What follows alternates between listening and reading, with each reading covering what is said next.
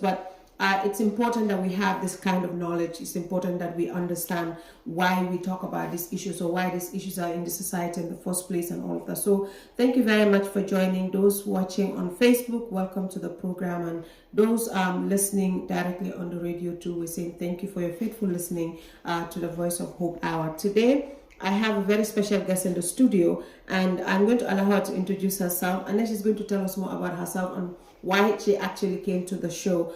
When she reached out to me, I was really excited because I wanted to know, I share a passion with her, and I wanted to know exactly how this journey has been for her and all of that. And I know you're going to meet her soon, so if you have any questions, you can drop it on the comment section below, or reach out to me and I will pass the questions on to her. Thank you very much, Miss Beautiful.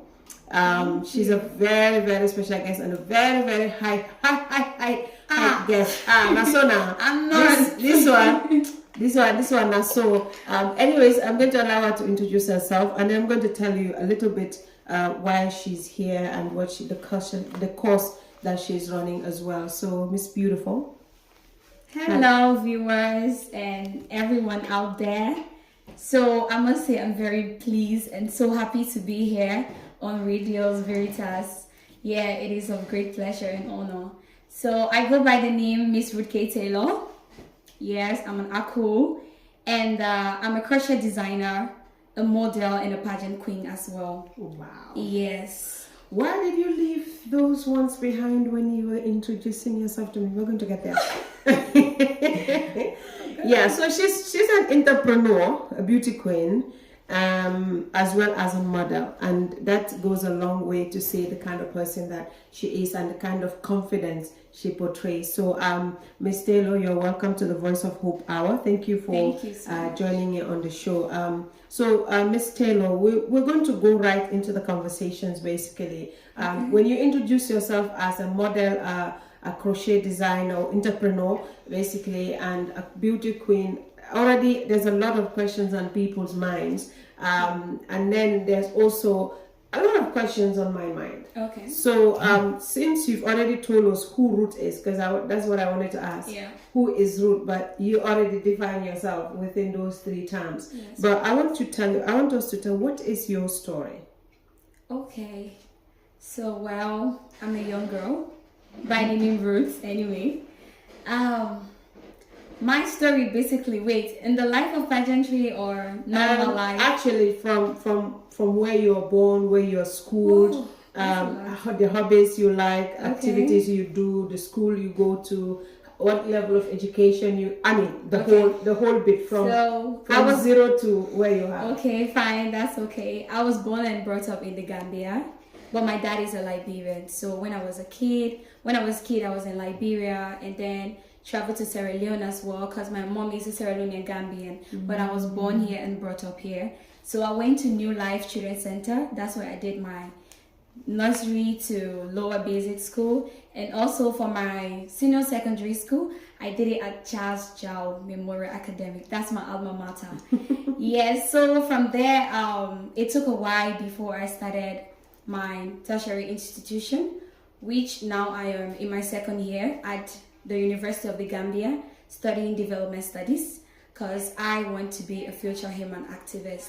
I want to stand for the rights of human. I want to see people behave equally to their fellow humans. I don't want to see people treated in a bad way. They shouldn't be treated, because I believe we are all the same in the eyes of God. So that's one thing I really love to do. Amazing. Like, the reason I asked this question is because sometimes when you have guests in the studio, people want to know. Because if you come and you get right into the topic, people might not be able to connect where you come from and the topic you're talking about. And today we're talking about who Ruth is and what you've been adventuring. You're pretty young and beautiful and very lively and active. So knowing that, thank you very much. So since you basically you lived in 3 countries. Yeah, but that was when I was a kid. Since I've grown up, I've not been there. If you take me right now to Liberia or Sierra Leone, I would lost my way, for real. Yeah. So Gambia now is my home, basically. But I would definitely go back there and visit you. Yeah, I think it will be proper, because when you go back, then you get to understand a little more of your roots. Exactly. Yeah. And then your advocacy would have, I don't know, it will have, I guess, more jumbo, more meaning, because then like where you come from, the society that this, the culture, the society, the people, the lifestyle that they live, and how does that inform the kind of activism that you're doing right now. Because I could tell you, I grew up in Guinea-Bissau, and I know the reason why I wanted to become an activist is because of corruption and the war that happened. And the most vulnerable group of people are women and children. Exactly. And so that kind of informed what I wanted to be the voice of hope, because I've seen hopelessness. I've seen, the trauma that people go through. Even I still go through the trauma, because when you see people go through certain things, it lives with you for life. Yeah. So it kind of informs your level of, or your so thank you very much. So you tell us, you are a beauty queen. We're not going to reveal yet, but tell us the journey of how you became interested in becoming a beauty queen. You have your own business as a young woman. Koshe, you should have brought some sample for us to, if I had known, I would have told you, bring me your sample. Maybe I'll patronize the business. But true. Yeah, you do crochet business as well, and you are a model. Yeah. Tell us how that journey started for you. Okay, for the pageantry thingy, actually, I started in 2022. That was the first time I decided to give it a try, and I was pushed by someone. Actually, he was once the Mr. Tourism in the Gambia. His name is Amadou Danso. Wow. Yeah, that guy has really been a brother and a friend to me. So in 2022, he was like, "Road, can you them boy? Don't try at them. Danga confidence ni aknele. Why not try and go in for pageantry? You will do well." I was like, "Amadou, guess na competition. Do Malibuga Bokasi competition, because I'm very afraid of competing. I like doing my own stuffs, making sure I'm there, and then yes, I thank God. But all this competition stuff is crazy." But he was like, "Give it a try." So for the first competition I went for was Face of Batukonko. You can tell me how far Batukonko is, all the way after Tujere. Yeah, so when I went, I took first runner up. I was like, okay, not bad. It's better than nothing. At least I have a crown. Yeah, and it's my first time. So then later, when I was enrolled in the university, that was in 2022, my first year, first semester, I decided to contest for my school. That is the School of Social Sciences, Social. Face of UTG. Yes. So when I went for the competition, I won, and I was the face of Social. Under my school, every school have their different department. Yeah. So I was the queen of my school. So that was how I started the journey. Then I went to Face of UTG, and I also came up with, is it second runner up? Yeah, I think second or first runner up. I can't really remember. So that was how I continued until I paved my way through Miss Sierra Leone, and I also won, which now I am currently the queen of Miss Sierra Leone. So. Wow, amazing. I mean, I'm really proud of you, because I was once a beauty queen, but I stopped that business. Wow. I was the face of UTG 2017. And the pressure, the crowding and the noise and everything else, sometimes it becomes too much. So how do you navigate, your way through all the pressure from Batukunku to the face of Sosa to face of UTG to face of I know, like, a young woman juggling business and family and education. How do you manage? What are some of the challenges that you face along the way? Well, I was having, let's say, financial challenges, because most of the pageantry, if you want to attend it, you need to have money. If you don't have money, that's another thing, because you need to get an evening gown, you need to have casual wears. There's a lot entails. But then with God, I believe all things are possible. So most of the time, I take it to God in prayer, reach out to a few of my brothers, sisters, and even my manager here. He was one who was always with me. And sometimes I'll be like, "Bra, how far now? I get for do this, I get for do that. I need your help. What do you think I should do?" He would give me advice. Why not go here, go there? So one way or the other, there were people that really stood up for me throughout my journey in pageantry. And I want to thank all of them, because they are one reason why I was able to even win Miss Sierra Leone, because it takes a team to get to where you want to be. Yeah, exactly. That's going to be my next question, but hold on to that. Let me just turn to this gentleman. Hello, sir. Welcome to the show. This is the Voice of Hope Hour. Thank you for accompanying this beautiful lady. Please tell us who you are. I am Prince Thomas, biologically, but popularly known as T-Dots, an influencer, entertainment figure. Wow, that's... Everybody in this show today has portfolio. What is my own portfolio now? Influencer, entertainer, manager. No, you they manage this one.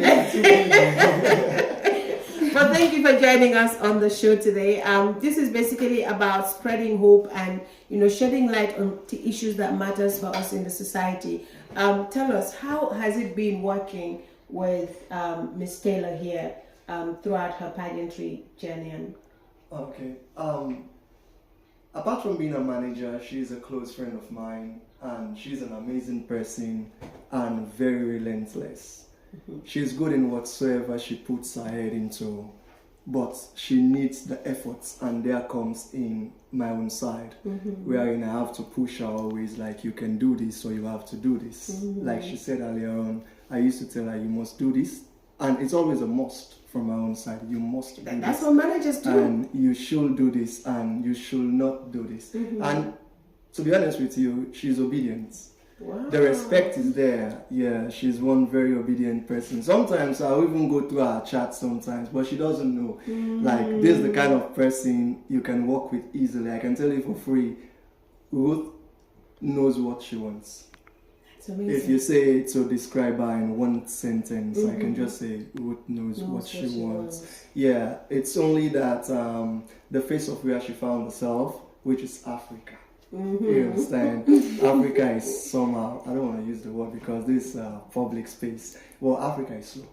Africa is super slow. That one is not news. And especially, they always say the West is the best, but the West is slow. West Africa itself, like, I used to tell some people sometimes, like, you being an African, if you're telling me you're an African, it's when you're from West Africa. Because if you go to the likes of Tanzania, Kenya, you will see see difference. You go to the likes of Zambia, South Africa, Zimbabwe, you see difference. You go to Algeria, Egypt, and all that, the north, you will see difference. Welcome to the Gambia. Yeah, welcome to West Africa. You understand? So for herself, like, she's pushing with or without the support. She's having sometimes, or she needs. She's an amazing person. That's amazing. To have your manager vouch for you that much means he has a lot of trust in you. So tell me about the community support you were talking about. How does your community hold you up? Aside to your manager, I know you have friends, you have family, you have schoolmates, you have people within the pageantry, because we know pageantry it's a lot of fighting, infighting, outfighting. Everybody is fighting for the spotlight. So how has your community enabled you to withstand some of these challenges you face both internally and externally? Well, okay, the family first. I have my family. Yeah. So they are my guardians, actually, not my biological family, but they are my family. So they are my first support system. So they have always been there for me. And I have this best friend also of mine. He's actually a doctor. He also played a key role in my life, keep pushing me. Ruth, just take it easy. It's not easy, actually, but then you just have to persevere. You just have to bear, endure, and know that one day there is always light at the end of the tunnels. So I didn't really grow up in a specific community because I was always that kind of person. So my yeah. So but any environment I find myself in, people love me, people appreciate me, and I always try to make peace and be in an environment whereby if people see me, they're gonna appreciate me, not just for what I have, but for who I am.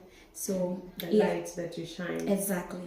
That's amazing, and that's what community is like. That's what we know. A community is one that raises a child. So my next question is one big question. As Miss Sierra Leone, representing the government of Sierra Leone, or the First Lady, there's so much responsibility on your shoulders. How do you juggle that? As a young woman, you're going to school, you have other responsibilities. How do you represent a whole government by the way you live, the way you talk, the way you interact with people, and some of the responsibilities that you run within the Gambia? And why Sierra Leone? Why not Miss Gambia? You go all the way to Sierra Leone. Auntie, this was too much now. Okay. Born and raised here, you went all the way to Sierra Leone. So that was what I was available. It was really available at that moment. Okay. Yeah. And number two, I feel like, okay, we are in Gambia, though Gambia is also my home. But Sierra Leone, there are a lot of things going on there that haven't been tackled. So I was finding a way to reach out so that people can hear me, so that I can be the voice of the voiceless. So that was one reason I was like, this pageantry, I must go. And by God's grace, I won and all that. So on the side of how do I represent the government and all that. So since I won my pageantry, it has been on and off and all that, because my school, as you said, I've been busy doing other stuff. So I even hardly find time to go and meet the ambassador. And we just recently have a new ambassador, which I'm planning on going to meet with my manager very soon, so that we can lay some issues down and see how to go forward. Because I told you that I'm having a project that I'm working towards. Yeah, so that's one of the key things that is coming into play. So maybe next time if I have my interview, I will elaborate more on this particular area. All right. Yeah. Okay, so that brings us to your platform for the beauty pageant. Okay. This is a very it's a very delicate topic, a very sensitive area of discussion, and a lot of people tend to shy away from it. But you boldly took it up, use it as your platform, and basically a project that you're working with right now. So why did you choose GBV, gender-based violence, as a topic to talk about when a lot of people are shying away from it? Okay. It might not be personal to me, like maybe because I've been through that phase, that's why I want it. It is not that case. It is just something I'm so passionate about. Yeah. On the likes of real life stories that I've seen, on the likes of events that have happened. So I feel very passionate about this topic, and I feel like me working towards being a human activist is something I need to put into place. It's something I need to work on so that community, people, even our parents can be aware of it and see how best we can train up our children in order to be together, not causing chaos or actually being violent with each other, either sexually or psychologically. So this was one thing that really get to me, and I'm like, oh no, I cannot stand and tolerate anything that is violently against, even if you're a woman or if you're a man, I don't care, but don't be violent on both genders. It is not fair. I don't like that. Yeah, gender-based violence it's a very sensitive topic in a way that within our society it's kind of enabled by the value system that we tend to adopt. Because before during our ancestors and forefathers, even before I get there, let me ask Mr. Manager, when she chose this particular topic to talk about, what was your first reaction knowing that gender-based violence is a topic that a lot of people are running away from? Okay, like she said, she wants to be the voice of the voiceless. The first thing that got to my mind was, can she handle it? Then another thing again was, yes, she can. So without doubt, I was just like, she can go on with it. And the public itself, like the world, needs someone to speak out for them, especially those who are the voiceless. So it was a clear permission. From you? Yeah. What is your take though on issues of gender-based violence, especially in the society that we live in? As Africans, it's enabled mostly by men and women, especially some women will tell you that if my husband doesn't beat me, my husband doesn't love me. Exactly. So you see, like, men accept that violence is, violence against women is the way forward, because a woman, you have to control her. If not, she's going to be too much on you, she's going to control you, and she's going to have a voice and all of that. So what's your take as a man on issues of gender-based violence? I'm not in support of men like taking advantage of a woman. And but for a woman to state out that if a man doesn't beat her, he doesn't love her or something like that, I don't see that as a sensible statement. Exactly. You understand? Because this is your body. Anything can happen in the course. Yeah. We've seen such incidents coming up sometimes wherein death took place, and at the end of the day, it all just went down to the drain. Wherein, I mean, the issue will just be appearing courts. In the next 1 year, you don't hear about the matter. It just goes out like that. But if we have someone speaking out on a regular, it's like a sensitization. You have to sensitize people for them to be aware and creating a form of awareness for them to understand that this is a negative part. So in this case, I see it useful, and I mean very useful. Very, very useful. So apart from your motivation around seeing women or children or men going through this kind of issues within the country, when we look at Sierra Leone, because at your earlier statement you said there's certain things in Sierra Leone that have not been settled or have not been taken care of. How do you see the situation of gender-based violence in the country, Gambia, and the gender-based violence situation in Sierra Leone? How do they match, or what is the difference or different status between which one has the hierarchy in terms of gender-based violence? Well, when you know gender-based violence is a broad. It's very broad. Yes. So maybe in Sierra Leone, when I was focusing on gender-based violence, it was sexually gender-based violence. Yeah, women were harassed. Even here in the Gambia, we have rape cases, but not too much. But yeah, sometimes you don't hear it, but it happens, especially in homes where husband will beat their wives and they will point a knife to their throat. If you speak out, I will kill you. You know, like that kind of things. You can't really reach out to it. So I would say both countries have their own hierarchy. Yeah. So, but I think Sierra Leone is of more high rank than Gambia, even though Gambia have a lot they are going through. Because if you look at Sierra Leone, oh my God, Sierra Leone is wide. Is really wide. Even the President Bio, even there was a time he tried to even work with the UN, whereby to reach out to the public, telling them about this sexually gender-based violence and all that, and which was really not easy. Compared to Gambia here too, there's a lot of gender-based violence as well, especially on the crime rate, psychologically being affected. That's why some people, you see them on the street, you like countless of people, they are running mad. Sometimes madness is not just when somebody juju you or something like that. It can be caused by psychologically unstable, you understand? Which is also a violence. Gender-based violence is a case. There's a lot of there's sexual gender-based violence, there's economic violence, a lot of types. There's physical violence, and all of that.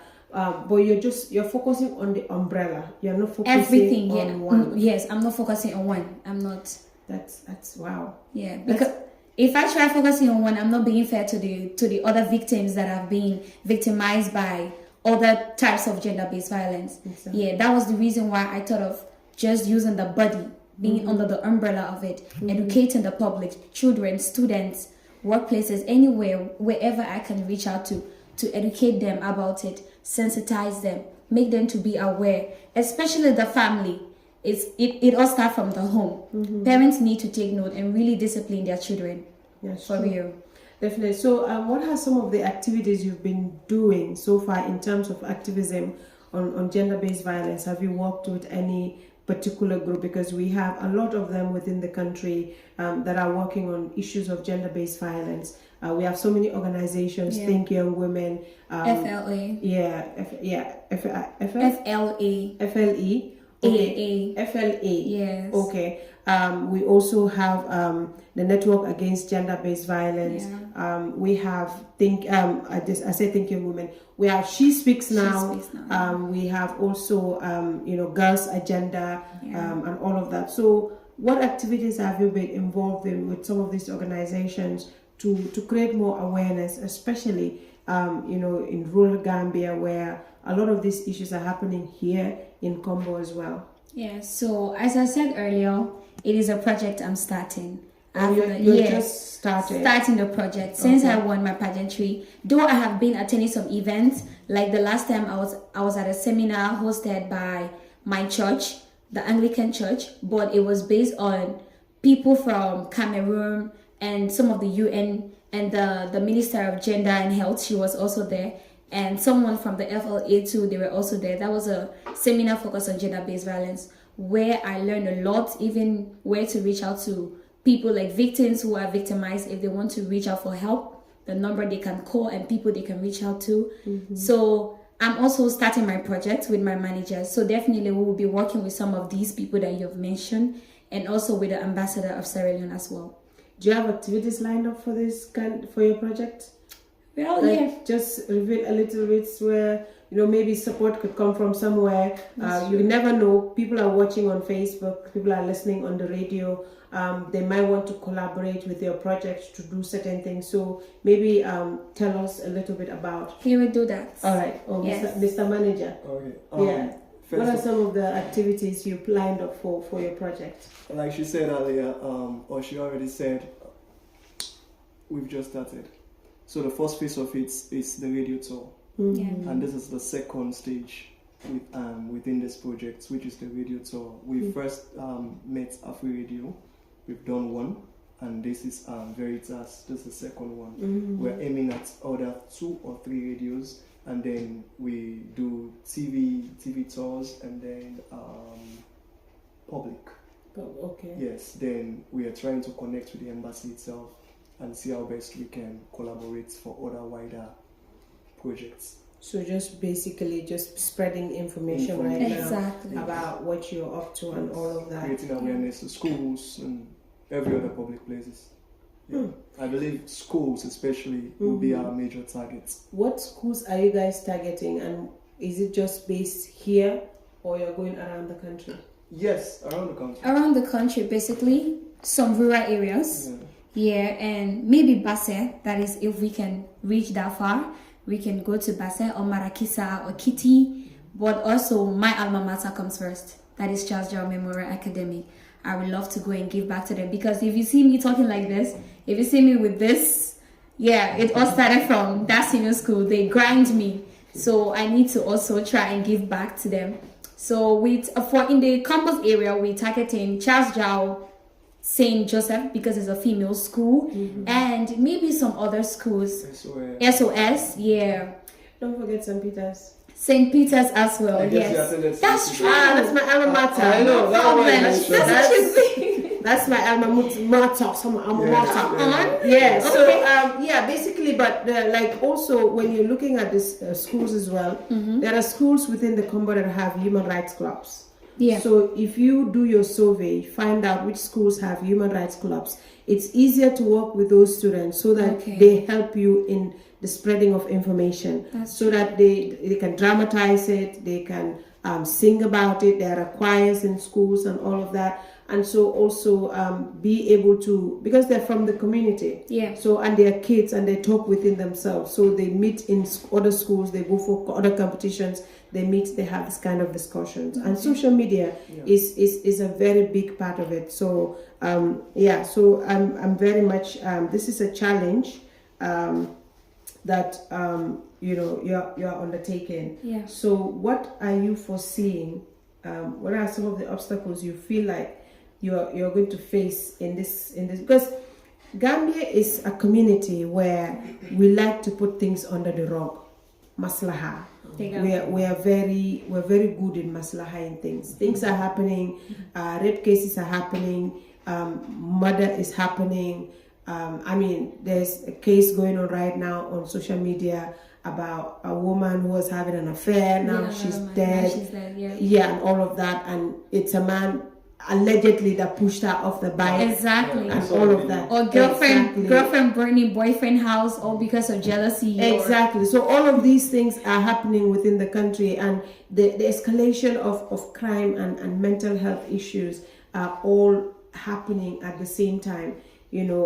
Somebody just passed away around my area, hanged herself to death, and she has children that she left behind. So all of these things are underlying issues that people really don't talk about much. Sometimes it could be abuse, sometimes it could be what they're facing at home and all of that. So in your advocacy, do you have any plans for home-to-home visit, or this is just basically schools, radios, TVs, and community level? Well, for now, it's community levels and schools, because when you talk about home to home, it's something very key and important. You don't just go to somebody's house and you want to visit them, especially those who are the victims. You have to follow the law. You have to seek government's advice. And sometimes you don't just do something because you want to do it. You need to work with certain people to do it. I don't mind if we go into a home, encourage the people, even if it's small money we have to offer them, or if we have foodstuffs to give them, just to encourage them and to know that all is going to be well. We can definitely do that. But then we have to work with that particular people that are responsible for it. People like the UN or the UNHCR, those people, those are their areas. So that's the only way we can really do that. But for now, community, schools. All right. So looking at the government of the Gambia, looking at the laws that are governing issues of gender-based violence, have you met any government spokesperson, government offices to talk about this project, or you haven't even done the basics yet? Yes, not yet at all. Because as my manager said, we are on the radio tour. But definitely we're going to get to there. And my main focus is on the Ministry of Gender and Social Welfare. And then you have the UNHCR, the UN, and as well as the Embassy of Sierra Leone. So we have to tackle our own people first, especially the embassy. If we have the embassy, that means we have every other thing under us, because she is the head. You understand? After her, then you can have me as a queen. So our plan is having her first. The confidence. What are you saying? That's fine. The confidence is there. Well, I'm happy to hear that. So basically our time is running out. What I would like to know, manager, is that is she the only person you've been working with so far, or what are some of the projects you have in mind for her aside this GBV project? And she's about to hand her crown over. If the crown is handed over, is this the end of the road? No. Okay.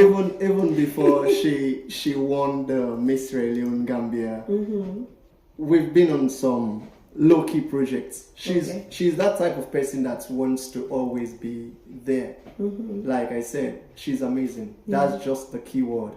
She knows what she wants. And for a fact, before going for Miss Sierra Leone, she was determined. And then she proved it to the public that yes, she deserves it. So I won't say it's the end of the road. No, that's not possible. It's not. This man will trouble me every time. I used to put pressure. I used to create ideas. Even like bringing her over into entertainment space, because some people just win this crown and just go feed out. You understand? But like you doing different things. Like me, I'm a movie producer. I'm into everything that concerns entertainment. It's my minor course. I studied in Ghana. You understand? I studied arts and theatre as my minor. My major is marketing and research.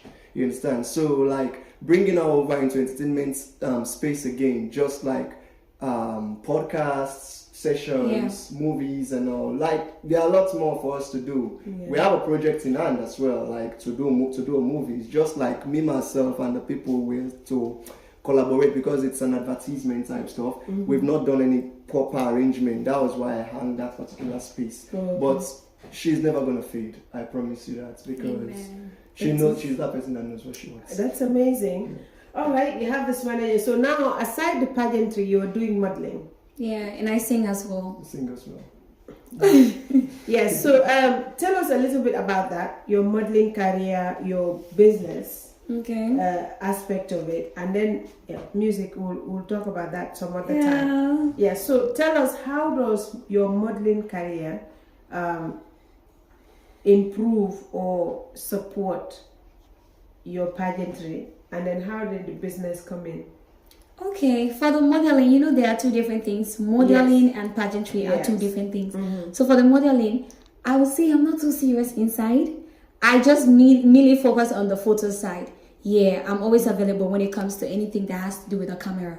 Yeah, more of the walking when it comes to modeling. So when you come right now, Ruth, let's go, let's do a shoot. I have this idea, or oh, I have this idea. Can you help me out? Then I take my photographer, we go together, do the shoot. That's my own modeling aspect of it, more than the walking side because of my height. You know, modeling comes with height. You need to be certain average before you go out there for the runway. So, but for the pageantry, I'm all in. So I manage myself. If I have rehearsal to go for, I go for the rehearsal. Then the night I use it to crochet. Because basically my business is by order. I do outfit for myself, I wear it. Maybe next time when I'm coming, I'm gonna wear a crochet outfit. Yeah. So I normally crochet for myself, wear it to advertise it. So if I advertise, people see they like it, then they order. So basically it's not too hard for me. Okay. So I do both. Yeah. So you do all your juggling. Yeah. All right, our time is up. So what would be your advice or your word of encouragement to young people out there who have passion, ambition, and probably thinking they don't have a platform to showcase their talent and do what they will need to do and all of that? What would you say to them? In whatever you do, put your mind and your heart to it and leave everything in the hands of God. And I tell you, every other thing will work into place. All you need to do is just to be courageous, believe in yourself, say yes you can, and definitely you will. Thank you very much. Mr. Manager. Yeah, to the public, all I can say, just look forward for the best from us. That's just it. Well, I am definitely interested in looking forward to that. So your final words, basically, what advice do you have for men, women and children who are facing abuse or who are abusers themselves on issues of gender-based violence, and what would you say to the government of the Gambia?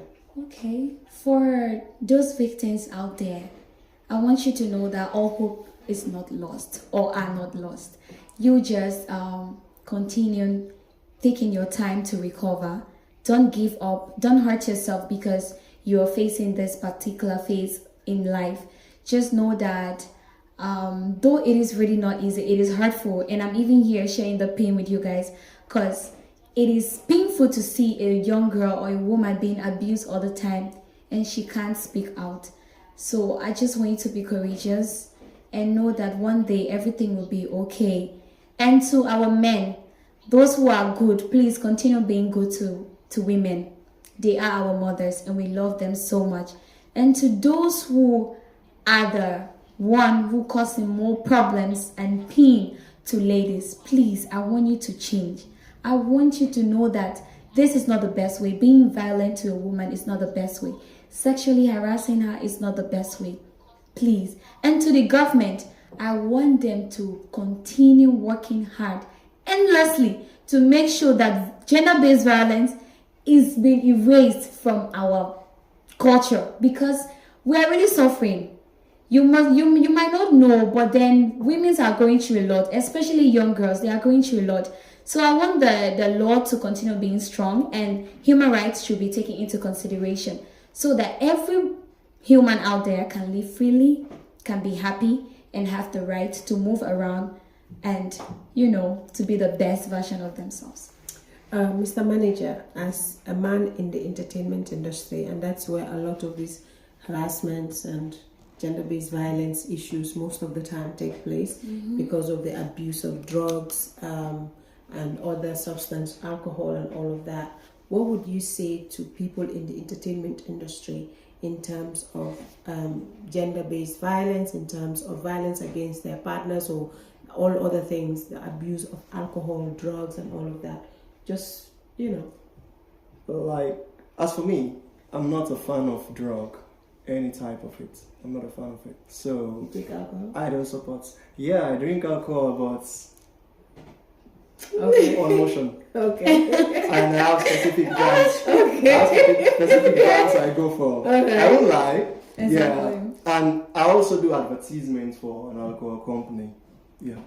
And that is Goldfinch beer produced in the Gambia. Coffee. I'm the Okay. brand That's a face big of it. one. It will soon be out for you to know that I'm the brand face of it. So, like me, I can't lie on a public space that I don't take alcohol. I do. But I don't abuse. the system of how I consume it. And for the entertainment side itself also, mostly, let me just say, the ones like the heads, in order for them to help people, sometimes they have to take advantage, especially from women's side. I'm also not a fan of it.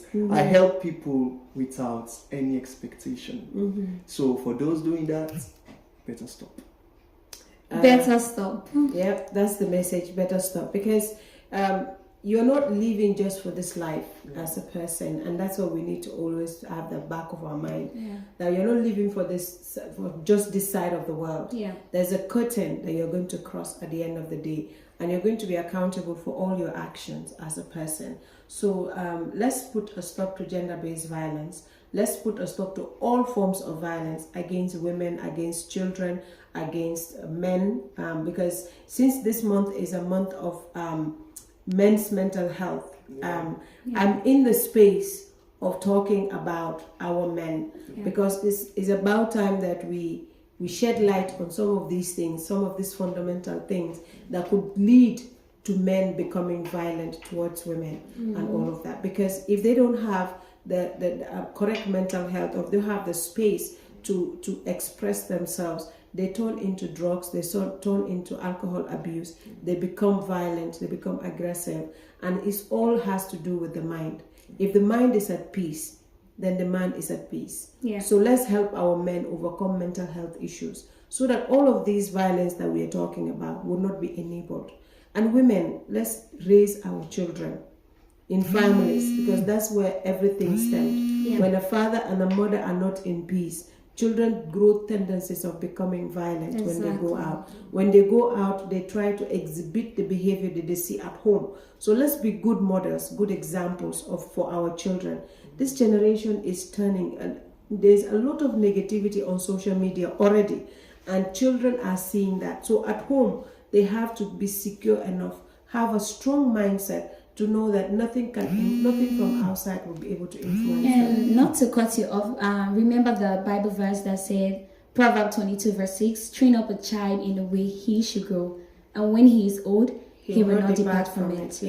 So biblical principles are there to guide us, raise our children well. So let's look forward to another show of next week. Hopefully I have another guest in the studio to also talk about certain events or certain things or issues. This program is about giving hope. We have these young people doing amazing things, and these are the kind of platforms we give them, so that they come and know that all the other people struggling out there will know that if they can, then I can. So it's not about there's no opportunity for me. There's always an opportunity for everyone out there.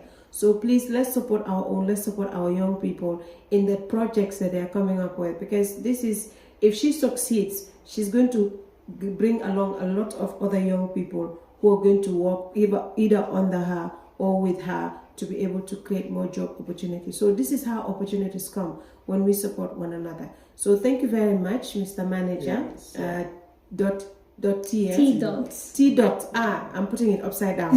And Miss Taylor. I just want to ask for a favor. Sure. I heard you saying that you wear the face of UTG 2017. Yes, sir. And she's currently the Miss Sierra Leone-Gambia. Yes, sir. So before leaving here, if you guys can just teach me this catwalk thing. Oh, that's that one will have to be another time, please.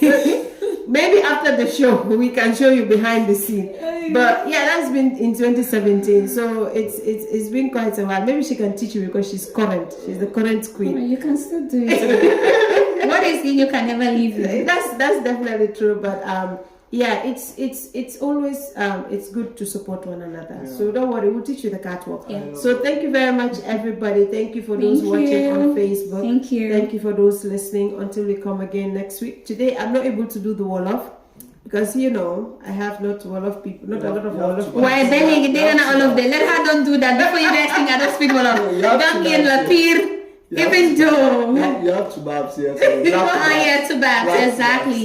No, like here I don't have to babs. I have my fellow West Africans. Yes. You see, my fellow West Africans, and you know, not every African speaks Wolof, so we understand the boundary. Well, it's fine. So, but thank you very much for being part of my show today. And to promote her show, please always follow her It page. was nice meeting you. Yeah, follow her page, like and comment, and see you all next time. Thank you very much. Thank you so much. It's been the Voice of Hope Hour with Miss Taylor and T Dots on the show. Thank you very much. Until we come again next week, it's a bye for now.